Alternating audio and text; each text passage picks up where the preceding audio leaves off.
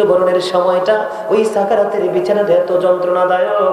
সব সমুদ্রের পানি যদি তোমাকে দেওয়া হয় তারপরে তোমার এই কলিজা ঠান্ডা হবে না, কারণ সারাটা জীবন তুমি জুলুম করেছো।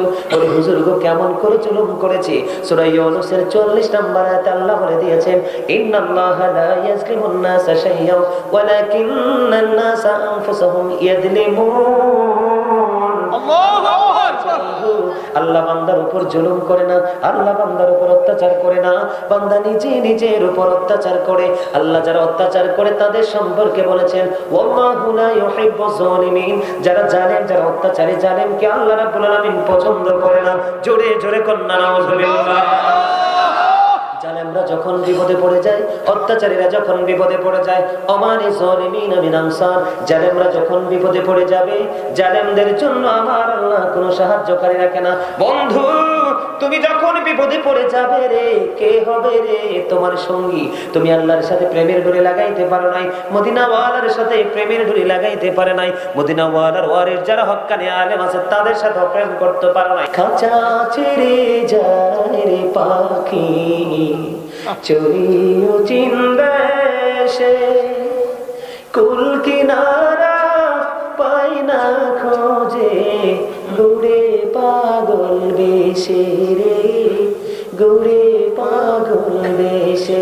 বলেন খাঁচা ছেড়ে যায় রে পাখি চড়িও চিন্দেশে, কুল কিনারা পাই না খোঁজে, ঘুরে পাগল বেশে রে, ঘুরে পাগল বেশে।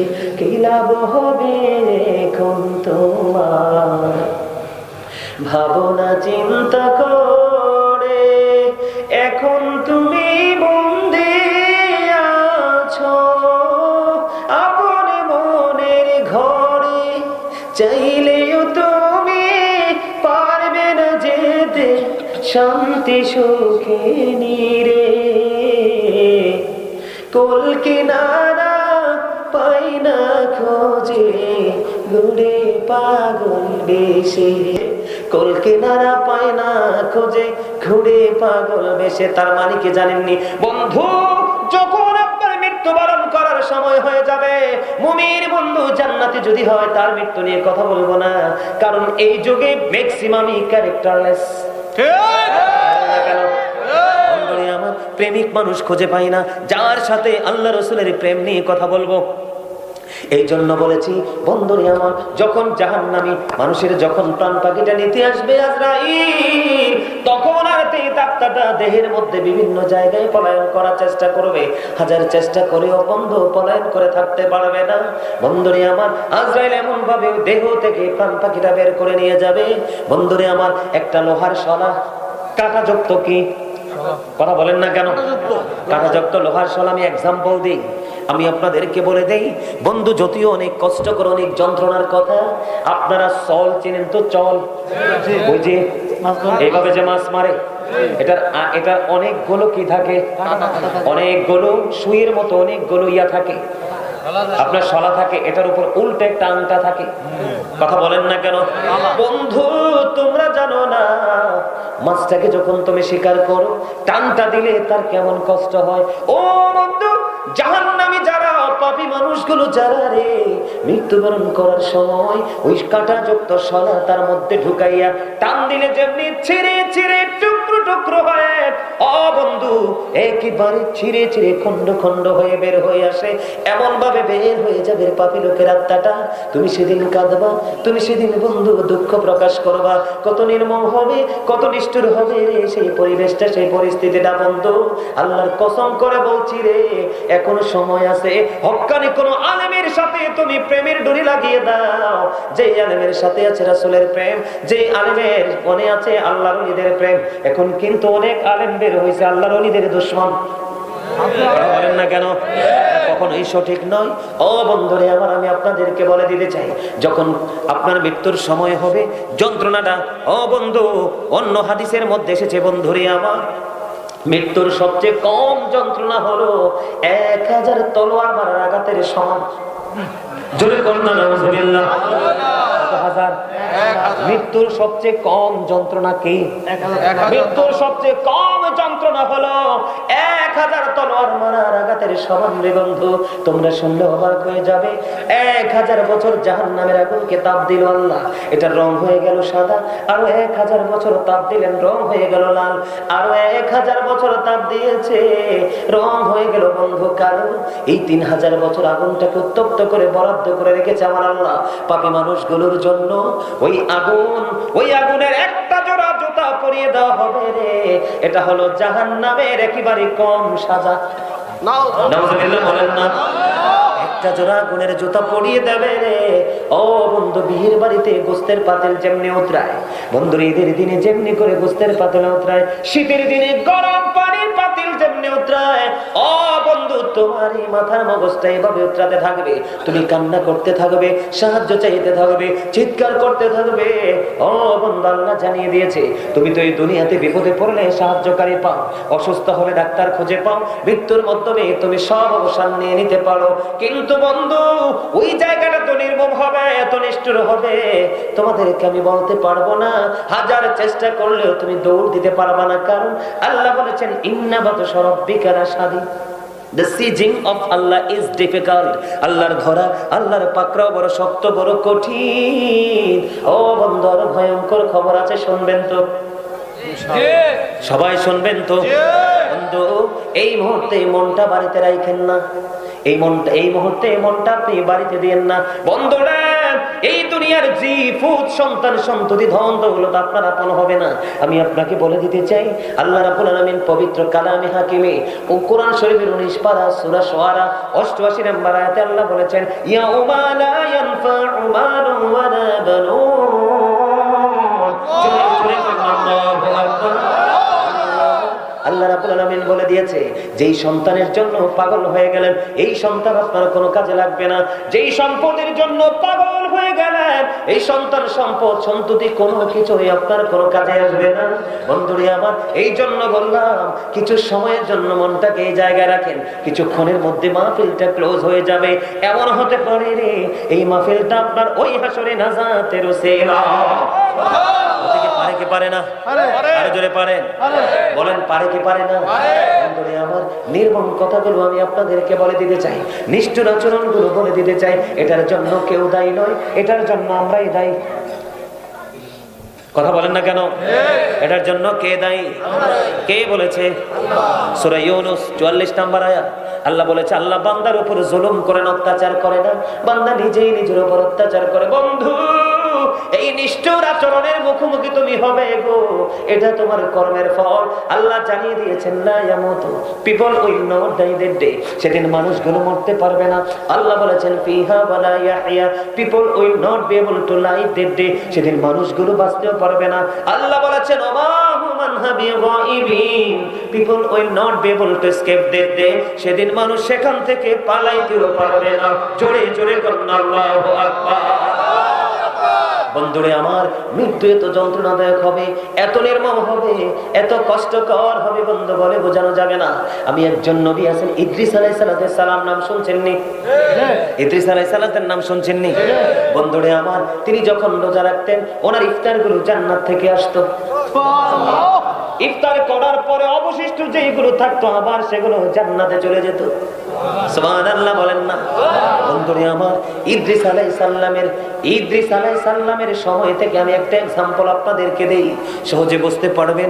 ইদ্রিস আলাইহিস সালামের সাথে একজন এক ব্যক্তির সাথে বন্ধু দেখা করতে আসলেন আজরাইল। আল্লাহু আকবার বলেন না? আল্লাহু আকবার। আজরাইল আসলেন, তাদের মধ্যে অনেক আলাপ আলোচনা হলো। এবার জানতে চাইলেন, আপনি কি? কয়, আমি হলাম আজরাইল। কয়, আমি তো জানি মানুষের মৃত্যুর সময় হলে আজরাইল আসে রে, তাহলে আমার কি মৃত্যুর সময় হয়ে গেল? এবার আজরাইল ডেকে ডেকে বলতেছেন, না না না, আপনার মৃত্যুর সময় হয়নি। তাহলে আপনি কেন এসেছেন? আমি আপনার সাথে দেখা করতে এসেছি, আপনার সাথে বন্ধন তৈরি করতে এসেছি। আবার ইদ্রিস আলাইহিস সালাম তিনি একটা ডাক দিয়ে বললেন, আপনি যদি আমার সাথে সম্পর্ক তৈরি করতে হয়, একটা গুড রিলেশনশিপ তৈরি করতে হয়, তাহলে আমার শর্ত আছে, আপনাকে শর্ত মানতে হবে। আপনার শর্তটা কি? কয় আমাকে একবার মরণ দিতে হবে। সুবহানাল্লাহ বলেন না কেন? কি ইদ্রিস আলাইহিস সালাম আজরাইলকে বলতেছে আমাকে মরণ দিতে হবে, মৃত্যুর পরে আমাকে আবার জীবন দিতে হবে, একবার আমাকে জাহান্নাম দেখাতে হবে, আর একবার আমাকে জান্নাত দেখাতে হবে। এবার বন্ধু আজরাইল ইদ্রিস আলাইহিস সালামকে ডাক দিয়ে বলল, নবী, নবী গো, কথা দেন গো, জান্নাত দেখার পরে ফিরে আসবেন নি। সুবহানাল্লাহ, আর জোরে বলেন না সুবহানাল্লাহ। কিন্তু সবচেয়ে বড় কথা হলো ওনার তো মৃত্যুর সময় এখনো হয়নি। ইদ্রিস আলাইহিস সালামের কথা কোরআন থেকে প্রমাণ বন্ধু, কোরআনের খবর। এবার ইদ্রিস আলাইহিস সালামের মৃত্যু যখন চাইলেন, আজরাইল আল্লাহর কাছে চাইলেন, মালিক আপনার নবী মৃত্যু চায়, সে চায়, আবার আল্লাহ তাকে মৃত্যুর কথা কবুল করে নিলেন। কি করে নিলে? মৃত্যুর কথা কবুল করে নিলেন। ও বন্ধু, ওনাকে মৃত্যু দিলেন। ওনাকে মৃত্যু দেওয়ার পরে পুনরায় ওনাকে আবার জীবন দিয়ে দিলেন। ওনাকে যখন আবার পুনরায় জীবিত করা হলো, এবার জীবিত করার পর ওনাকে প্রশ্ন করা হলো, নবী, নবী গো, বলে দেন না মৃত্যুটাকে কেমন পেয়েছেন গো নবী? এবার ইদ্রিস আলাইহিস সালাম একটা ডাক দিয়ে বললেন, আমার কাছে আমার মরণটাকে এমন মনে হয়েছে গো, জীবিত একটা মানুষকে অথবা জীবিত একটা পশুকে, যার জান আছে, যার প্রাণ আছে, জীবন্ত অবস্থায় একজন মানুষকে মাথা থেকে পা পর্যন্ত চামড়াটা ছুঁড়ে ফেললেন, অথবা মাথা থেকে পা পর্যন্ত চামড়াটা যদি জীবিত অবস্থায় তুলে ফেলা হয়, ওই মানুষটার যেমন কষ্ট হবে আমার কাছে মৃত্যুটাকে তেমন মনে হয়েছে। সঙ্গে সঙ্গে জানিয়ে দেওয়া হলো, আপনার মৃত্যুটা এই পর্যন্ত যত জান কবজ করা হয়েছে, আপনার মৃত্যুটা সবচেয়ে সহজে, সবচেয়ে আরামদায়ক ভাবে আপনার মৃত্যু দেওয়া হয়েছে। জোরে জোরে বলেন না আল্লাহু আকবার। আপনারা বলে দেন বন্ধু, ও বন্ধু, মৃত্যুটা যদি একটা সবচেয়ে আরামদায়ক মৃত্যু যদি হয়, জীবন্ত মানুষের চামড়া তুলে ফেলার মতো, জীবন্ত মানুষের চামড়া তুলে ফেলার মতো, মাথা থেকে পা পর্যন্ত, পা থেকে মাথা পর্যন্ত এমন যদি হয় রে, তাহলে আপনি বলেন আর কঠিন মৃত্যুটা কেমন হতে পারে? আল্লাহু আকবার বলেন না। এই মরণ আপনার আমার জীবনে আছে না নাই? আরো জোরে বলে। বন্ধুরে, আমার মৃত্যুটা আছে, 100% আছে। এই মৃত্যু থেকে আপনি আমি চাইলেও বন্ধু বাঁচতে পারবো না। জীবন যিনি দিয়েছেন, মৃত্যু তিনি দিবেন, হিসাবও তিনি দিবেন, হিসাবও তিনি নিবেন, আমাদেরকে বিচারের কাঠগড়ায় তিনি দাঁড় করাবেন। জোরে জোরে বলেন ঠিক না ঠিক? মজার খবর হলো বন্ধু, তিনি জান্নাত জাহান্নাম দেখলেন। মজাটা দেখেন, পরেরটা না বললে আপনারা আসল সম্মান, মর্যাদা, ইজ্জত এটা আপনারা বুঝতে পারবেন না। এমনিতেই তো তিনি আল্লাহর নবী, ঠিক কিনা বলেন? এমনিতেই তিনি কি এনার মর্যাদা আছে না নাই? আরো জোরে বলেন। বন্ধু, ওই যে উনি বললেন জান্নাত দেখতে হবে, জাহান্নাম দেখতে হবে, ওনার মৃত্যুবরণ করা হলো, আবার পুনরায় জীবন দেওয়া হলো, জাহান্নাম ওনাকে দেখানো হলো। ও বন্ধু, আবার তিনি জান্নাতে চলে গেলেন। জান্নাতে যাওয়ার সময় ও বন্ধু, তিনি ওনার যে পাদুকা জুতাগুলো খুলে তিনি জান্নাতে ঢুকলেন। জান্নাতে ঢুকলেন, ওই যে আজরাইল প্রশ্ন করেছিলেন, আজরাইল প্রশ্ন করেছিলেন, নবী গো, আপনি বলে দেন আপনি জান্নাত দেখার পরে ফিরে আসবেন নি? আজরাইলকে কথা দিয়েছিলেন ইদ্রিস আলাইহিস সালাম যে হ্যাঁ, আমি জান্নাত দেখার পরে আমি ফিরে আসব।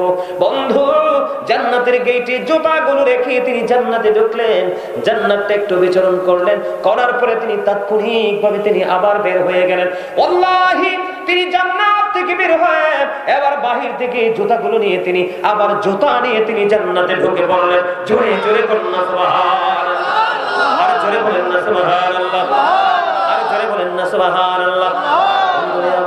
এবার যখন তিনি কি করলেন, জুতা নিয়ে জান্নাতের মধ্যে প্রবেশ করে ফেললেন। এবার কি করলেন, আজরাইল একটা ডাক দিয়ে বললেন, নবী, নবী গো, আপনি না বলেছেন জান্নাত দেখার পরে বের হয়ে আসবেন? আজরাইল, আমি তোমাকে কথা দিয়েছি জান্নাতে ঢোকার পরে বের হব, আমি তো বের হয়ে গেছি, এবার তোমার কথা রেখেছি।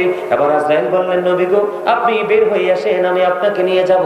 এবার ইদ্রিস আলাইহিস সালাম একটা ডাক দিয়ে বললেন, আজরাইল, একটা মানুষ জান্নাতে যাওয়ার আগে একটা মানুষ মৃত্যুবরণ করবে, আমার তো মরণ হয়ে গেছে।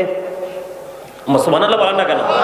ও মায়া, তারা ডিফারেন্ট বোঝে না, কিন্তু ভালোবাসা বোঝে না। আর ওয়াজ তুমি একদিকে মৃত্যুর যন্ত্রণাটা বোঝানোর জন্য বলছি, কিন্তু ওনার মর্যাদাটা তো এই জায়গাটা না আসলে বুঝবেন না। আপনারা তো সাধারণ মানুষ, আমরা এটা সহজে বুঝি, ঠিক না বলেন? মজার দেখা না ভাই? কি আজরাইলের কথা দিছে, আমি কথা দিলাম জান্নাত ছেড়ে বের হব, বাইর তো হয়েছে, তিনি জুতা রেখে গেছে, আবার জুতা নিয়ে ঢুকছে। সুবহানাল্লাহ বলেন না কেন? এটাকে আল্লাহ দেখতেছে না? আল্লাহর হুকুম না? আল্লাহর হুকুমের বাইরে যাওয়ার কোন হুকুম আছে, সুযোগ আছে? কি মজার ওয়াজ করতেছে আপনার দিদি, মজাই বুঝেন না। মজা না বুঝলে হইব? আরো জোরে বলেন হইব? আমার এই চাচাই মন দিয়ে শুনতেছে, একবারে গভীর মনোযোগ। আরেকজন আছে, এটা শুরু থেকে একদম ফার্স্ট আমার একটা, এটা আলহামদুলিল্লাহ বলেন, আরো জোরে, আরেকটা মহব্বতে ওমা আলহামদুলিল্লাহ কইতো ডরা। All praise is to Allah, সমস্ত প্রশংসা আল্লাহর জন্য। Love for Allah and hate for Allah, ভালোবাসা আল্লাহর জন্য, ঘৃণা আল্লাহর জন্য। আপনি আলহামদুলিল্লাহ বলবেন না? 18,000 মাখলুকাতের মধ্যে আল্লাহ আমাদের মানুষ বানাইছে, তাও আমাদেরকে ঈমানদার বানাইছে, তাও আখেরি নবীর উম্মত। সুবহানাল্লাহ বলেন না কেন? আমরা দিদি খবর কিছুই জানেন না, এনে সাংবাদিক কি কম আইয়ে নাই? হ্যাঁ, আমার মনে কমই আই। আল্লাহ সূরা ইনফিতরের মধ্যে কি বলেছেন? ফি আইসুরাতিম মাশা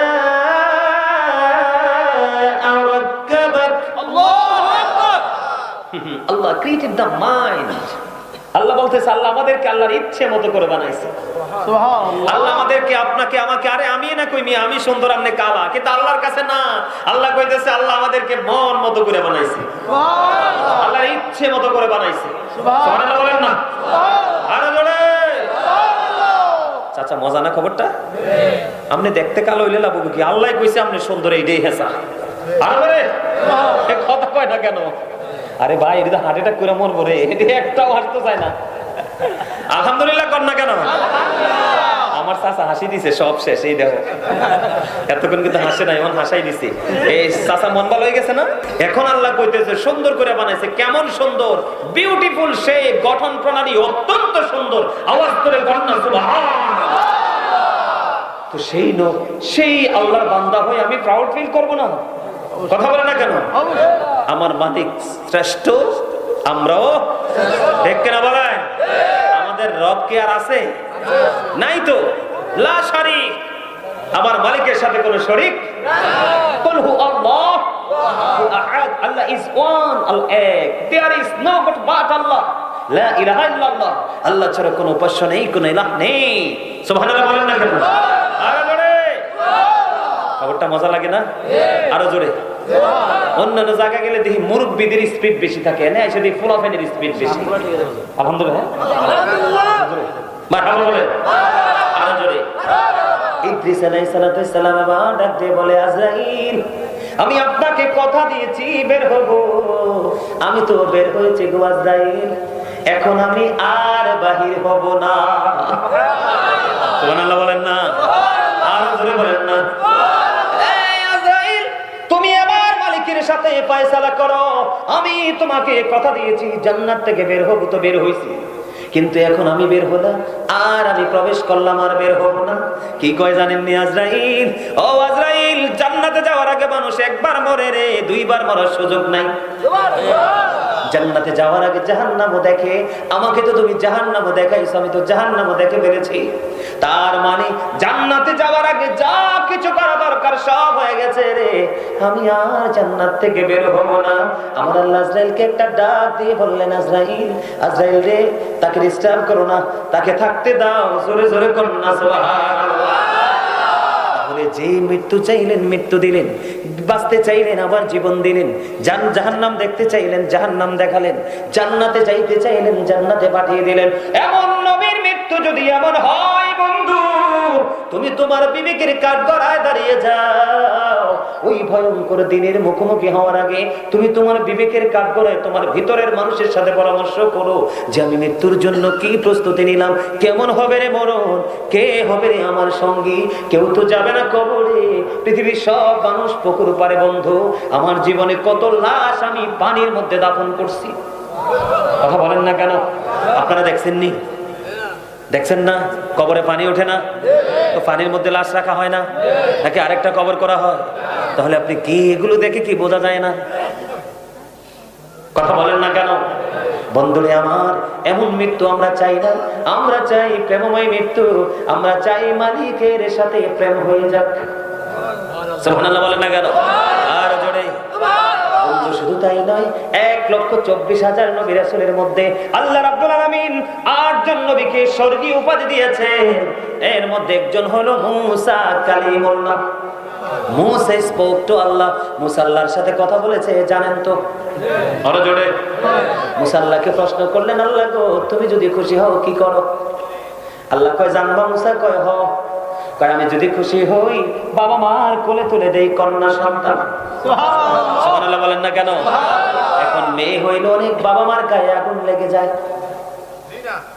আল্লাহ গো, তুমি আরো কি খুশি হলে আরো কি করো? পৃথিবীতে দিয়ে দেই বৃষ্টি। সুবহানাল্লাহ বলেন না? তুমি যদি আরো বেশি খুশি হও তাহলে কি করো? আমার আল্লাহ বলে দিলেন, মুসা রে, আমি যদি খুশি হই কারো বাড়িতে পাঠিয়ে দেই মেহমান। আমরা এমন হতভাগা মানুষ হইছি, হতভাগা নব্বের মধ্যে। এই যুগের তারার কথা কই, ম্যাক্সিমাম লোকে 3টা হইলে বিরক্ত। বৃষ্টি একদিনের বেশি 2 দিন হইলে, 1 ঘন্টার বেশি 2 দিন হইলে আসমান ছিদ্র হয়ে গেছে। বৃষ্টি কি আসমান ছিদ্র হয়ে আসে না? ফেরেশতারা ফোঁটা ফোঁটা নিয়ে বৃষ্টি নিয়ে আসে। সুবহানাল্লাহ বলেন। মুসা কালিমুল্লাহ আল্লাহর সাথে বন্ধু কথা বলেছেন। মুসা কালিমুল্লাহ আল্লাহর সাথে কথা বলতে এমন মর্যাদা তিনি পেলেন। মুসা যখন ইন্তেকাল করলো, ওনার ইন্তেকালের পরে প্রশ্ন করা হলো, ওগো নবী মুসা, আপনি বলেন না আপনার মৃত্যুটাকে আপনি কেমন পেয়েছেন গো? এবার মুসা কালিমুল্লাহ আত্মা উত্তর দিয়ে দিল, আমি আমার মৃত্যুটাকে এমন পেয়েছি, জীবিত একটা চড়ুই পাখিকে। কাকে? চড়ুই পাখিকে। জীবিত একটা চড়ুই পাখিকে জীবন্ত যদি উত্তপ্ত তেলের কড়াইয়ের মধ্যে ছেড়ে দেওয়া হয়, চড়ুই পাখিটার যেমন মনে হয়, আমার কাছে ঠিক আমার মৃত্যুটাও তেমন মনে হয়েছে। কথা কি বুঝতে পেরেছেন? আমি আপনাদেরকে সহজে বোঝাই। আপনাদের বাড়ির আঙ্গিনায়, চৌরাস্তায়, দোকানে, বাজারে আপনারা দেখেন প্রতিদিন বিকেল বেলা কি বাজা হয়? ভোট, পেঁয়াজু, আলুর চপ বাজানো হয় না? সিঙ্গারা, পুরি। এই আগামীকালকে অথবা আজকের পরে আগামীকালকে তেলের কড়াইয়ের কাছে যে দাঁড়াবেন, দাঁড়ানোর পরে দেখবেন এই যে বন্ধু রুটির যে ছোট্ট একটা টুকরা যখন তেলের কড়াইয়ের মধ্যে ছেড়ে দেওয়া হয়, আপনারা চাইয়া দেখবেন তাৎক্ষণিকভাবে এটা ফুলে বন্ধু 2 দিকে পিঠটা চলে যায়। কথা বলেন না কেন? কিছু সময়ের মধ্যে বন্ধু ফুলে যায়, এমন হয়ে যাবে। মুসা কালিমুল্লাহ এক্সাম্পল দিয়ে দিলেন, উত্তপ্ত তেলের কড়াইয়ের মধ্যে জীবন্ত চড়ুই পাখিকে ধরে ছেড়ে দিলে চড়ুই পাখির যেমন লাগে রে, আমি মুসার কাছে মৃত্যুটাকে এমন মনে হয়েছে বন্ধু। জোরে জোরে বলেন না একবার আল্লাহু আকবার। আপনি বলেন যেই নবী 8 জন নবীর মধ্যে স্বর্গীয় উপাধি প্রত্যেকজন হলো মুসা কালিমুল্লাহ, উনি যদি মৃত্যু নিয়ে এমন তথ্য দিতে পারে, তাহলে আপনার আমার কি হবে? সাবধান হওয়ার দরকার আছে না নাই? জোরে বলে। বন্ধুরে আমার, একদিন ঈসা রুহুল্লাহর কাছে আসলেন এক ইহুদি। কে? ইহুদি। ইহুদিরা কিন্তু ঈমান নাই। কে নাই? ঈসা নবী কিন্তু বন্ধু একটু না বললে বুঝবেন না ওনার মর্যাদাটা। ঈসা নবী যদি পশু যদি খাওয়া হতো জবাই করে, কি করে? তিনি বলে দিতেন চামড়াগুলো, হাড়গুলো একত্রিত রাখো।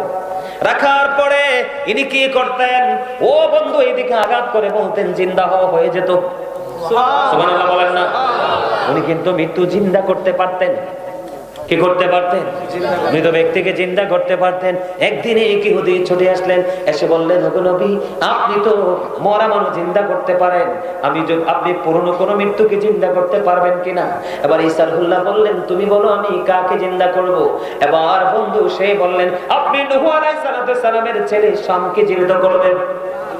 এবার ঈসা রুহুল্লাহ চলে গেলেন বন্ধু ওখানে যাওয়ার পরে ওনাকে যখন ডাক দিলেন আল্লাহর হুকুমে শাম জিন্দা হয়ে গেল।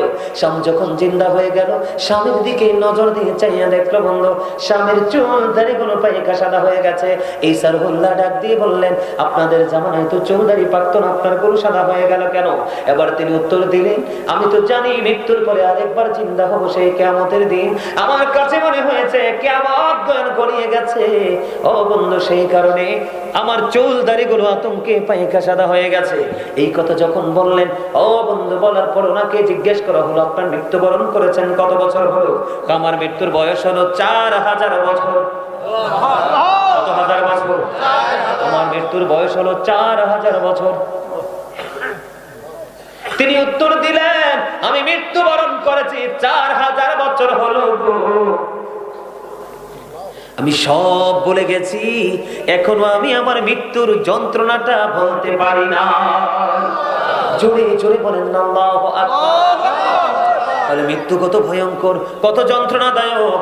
ও বন্ধু, আমার নবী যখন পৃথিবী ছেড়ে চলে যাবে, মা ফাতেমা ওই রুমের মধ্যে ছিল। আজরাইল এসে যখন দরজা নাড়া দিল, মা ফাতেমা কান্না শুরু করে দিলেন। আমার নবীজি বললেন, মা মা রে, দরজাটা খুলে দাও না গো মা। আমি কেমন করে বাঁচবো সেই বাঁচার রাস্তাটা আমি আপনাদেরকে দেখাতে চাই। আল্লাহ কি বলেছেন? রাসূল আল্লাহকে পেতে চাইলে রাসূলকে আপন করে নিতে হবে। রাসূলকে নিতে পারলেই আল্লাহ আপনাকে আপন করে নেবে, জীবনের গুনাহগুলি মাফ হয়ে যাবে। বলছে কে? আরো জোরে আল্লাহ। সুবহানাল্লাহ বলেন না সুবহানাল্লাহ। এই রাসূলটা কেমন জানেন? আমেরিকার গবেষক মাইকেল এইচ হার্ট তিনি বলেছেন, the 100 ranking of the most influential person in the history। তিনি 100 জন প্রভাবশালীর তালিকা করেছেন। কতজন? 100 জন প্রভাবশালীর তালিকা করে ইনফ্লুয়েন্সাল দ্বারা আপনার আমার প্রাণের রাসূলকে শ্রেষ্ঠ প্রভাবশালী হিসেবে আখ্যায়িত করেছে। আওয়াজ করে বলুন সুবহানাল্লাহ। বুশরা ইউনিভার্সিটির লেকচারার ছিলেন ডক্টর আহমদ পিয়ারা বাগদাদি পীর সাহেব কেবলা। ওনার অসংখ্য কিতাব পড়ার দেখার সুযোগ আমি গুনাহগারের হইছে। আল্লাহু আল্লাহু। উনি বুশরা ইউনিভার্সিটির লেকচারার ছিলেন। ওনার কিতাব যে কোনো আলেম পড়তে পারবে। অসংখ্য কিতাব ফার্স্ট টু লাস্ট আমি কি করেছি ব্রেইনে সেট আপ দিয়েছি। ওনার একটা বক্তব্য আমার হৃদয়ে কেড়েছে। তিনি বলেছেন, of all the great religious personalities of our prophet Muhammad Rasulullah sallallahu alaihi wasallam was the most successful। আওয়াজ দিয়ে বলুন সুবহানাল্লাহ। তিনি কি বলেছে জানেন? পৃথিবীতে যত নবী রাসূল এসেছে, এই পৃথিবীতে যত নবী রাসূল এসেছে, সকল নবী রাসূলের মধ্যে নবীটা কি শুধু আমার না আপনারও? কার? এই নবী মুহাম্মদ রাসূলুল্লাহ সাল্লাল্লাহু আলাইহি সাল্লাম কার কার নবী? দুই হাত তুলে দেখান, একবার সোজা কইরা। আপনি যদি মনে করেন নবীটা আমার, তাহলে সোজা করে হাত তুলে দেখান আমার মতো। মারহাবা, হাত নামান। তাইলে নবীটা সবার, তাইলে নবীর কথা বললে আপনার কাছে খারাপ লাগে না তো? মজা লাগে তো? আর জোরে নবীর সাথে একটু প্রেম করার দরকার আছে না? আছে? আমি তোমার প্রেমের ভিখারি ইয়া রাসূলুল্লাহ, আমি তোমার প্রেমের ভিখারি ইয়া রাসূলুল্লাহ, ইয়া হাবিবাল্লাহ, আমি তোমার প্রেমের ভিখারি। তোমার প্রেমের গোড়া সুরে নাই যে তুলনা, নাই যে তুলনা, গোড়া সুরে নাই যে তুলনা। তোমার প্রেমে জিন্দা হলো উস্তুনে হান্নানা ইয়া রাসূলুল্লাহ, আমি তোমার প্রেমের ভিখারি ইয়া রাসূলুল্লাহ, ইয়া হাবিবাল্লাহ, আমি তোমার প্রেমের ভিখারি। আশেক নাই তো? গজল কোন যাইতো না? হ্যাঁ আছে, তো সবার প্রিয়, সবার মুখে মুখে। আমি টান দিলাম, আমার তো গাইতে পারলেন না। হাসান ইবনে সাবিত রাদিয়াল্লাহু তাআলা আনহু মসজিদে নববীর মিম্বরে দাঁড়িয়ে দাঁড়িয়ে নবীর শান গেয়েছিলেন। আর নবীজি খুশি হয়ে বলছে, আল্লাহ হাসান ইবনে সাবিতকে রুহুল কুদ্দুসের মাধ্যমে সাহায্য করুন। আমেরিকার গবেষক তো বলেছেন, ডক্টর আহমদ পিয়ারা বাগদাদি বলেছেন, পৃথিবীর বুকে যত নবী রাসূল এসেছে, ইমামতি থেকে রাজনীতি, রাজনীতি থেকে ইমামতি, প্রত্যেকটা জায়গায় আপনার আমার প্রাণের রাসূল একবারে সবচেয়ে সফল। যারা এখানে কলেজ ইউনিভার্সিটির স্টুডেন্ট যারা আছো, ছোট ভাইয়েরা, তাদেরকে বলছি তোমরা সহজে বুঝো, মোস্ট সাকসেসফুল দ্বারা সবচেয়ে সফল বোঝায় কে? র্যাঙ্কিং এ যেটার সমকক্ষে আর কেউ হতে পারে না। তাহলে আমরা সেই নবীর উম্মত হই, আমরা কতটা অন্যান্য নবীদের উম্মতের তুলনায় আমরা কম্পিটিশনে কতটা র্যাঙ্কিং এ যেতে পেরেছি? পারি নাই তো। এই ইংরেজরা বলেছে হি ওয়াজ ভেরি ট্রুথফুল, আমার নবী নাকি শ্রেষ্ঠ সত্যবাদী ছিল। কিন্তু আমরা এখন কইরি মোবাইলটা কই, মোবাইল কই আসেনি? একটা দাও না আমার কাছে, একটু দেখাই তারারে। এই যে দেখেন, এই যে মোবাইল কি আসি কোথায়? শাসন পাড়া। ভাই আপনি একটু দাঁড়ান, আমি গরিপুর আছি। কথা কন না কেন? আছে না নাই? এই মানুষের মরণ কি ভালো হইব? বলাবো মুনাফিকের একটা চরিত্র, কথায় কথা মিথ্যা বলা। কি বলা? আর মিথ্যা কথা বলার পরে মানুষের মুখে এত দুর্গন্ধ বের হয়, দুর্গন্ধের কারণে ফেরেশতারা তার সিকিউরিটি দেওয়ার জন্য ফেরেশতারা 1760 গজ দূরে তাকে ছেড়ে চলে যায়। জোরে বলেন নাউজুবিল্লাহ। আর জোরে বলেন নাউজুবিল্লাহ। নাউজুবিল্লাহ আছে না নাই? আমার নবী অলমোস্ট সব দিকে র‍্যাঙ্কিং এ সর্বোচ্চ, কিন্তু আমরা ইনকামের ক্ষেত্রে সুদ ছাড়া তো বুঝি না। ম্যাক্সিমাম লোক সুদ খায়, মহিলারাও খায়। আছে না নাই? আরো জোরে বলেন না। চা দোকানে বসে বসে